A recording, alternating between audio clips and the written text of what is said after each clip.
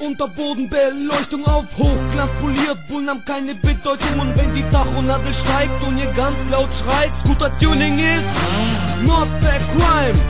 70 Kubik Unterbodenbeleuchtung auf Hochglanz poliert. Bullen haben keine Bedeutung und wenn die Tachonadel steigt und die ganz laut schreit, Scooter-Tuning ist not a crime. Schon mit 15 hat es angefangen, das Scooter-Tuning lieber. Scheiß auf Hausaufgaben, Scooter-Tuning war mir wirklich lieber. Einen hammergeilen Kiesler und nen Sony-Auspuff, einen größeren Vergaser für noch mehr Ansaugluft.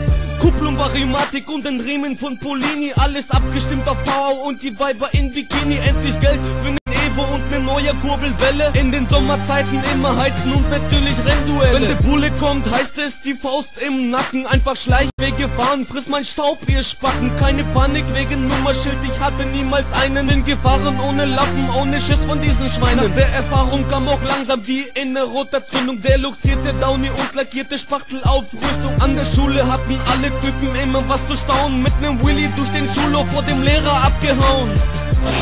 Und das oft viel zu schnell. 25 Stundenkilometer Höchstgeschwindigkeit sind für die Jugendlichen ohne Reiz. Das kann wohl nicht schnell genug gehen.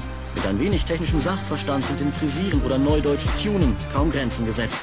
Die passenden Teile lassen sich ganz legal im Internet bestellen. Dass ein Scooter fast so schnell wie ein Motorrad wird, ist der Zweck der Sache. Doch nach dem Alter der Kunden wird offensichtlich nicht gefragt.